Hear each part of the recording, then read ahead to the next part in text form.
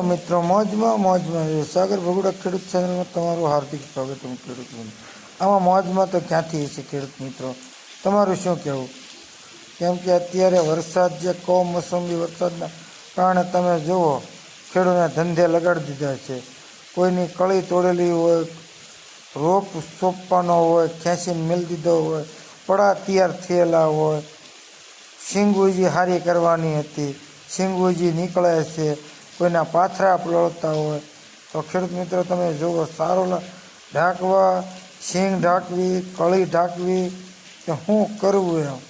ખેડૂત મિત્રો ખરેખર આ જે વરસાદ, એક કમોસમી વરસાદના કારણે ખેડૂત ભાઈઓને ઘણું બધું નુકસાન થયું છે.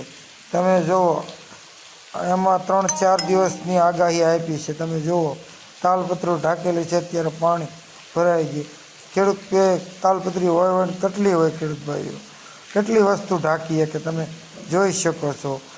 કળીને ઢાંકવી, શીંગને ઢાંકવી કે સારોલું ઢાંકવું, અડધું સારોલું પલ્લે, અડધું સારોલું ઢકાય. એક તળના થોડા જ છે મારો ભાઈ ખેડૂત ભાઈઓ, શું કરું? જો અડધી શીંગ તો પલ્લે છે.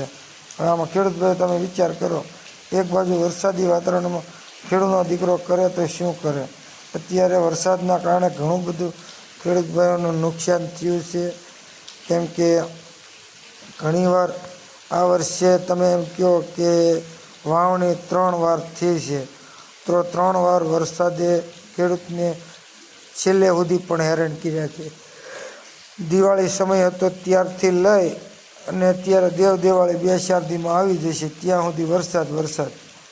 બધા એમ કહે છે કે 24 પછી 26 હતો, એના બદલે પાછી આગાહી વધી ગઈ 11મા મહિનાની 5 તારીખ સુધી. હવે ખેડૂતોમાં કરે હું, રાત દિવસ વરસાદ શરૂ છે ખેડૂત મિત્રો.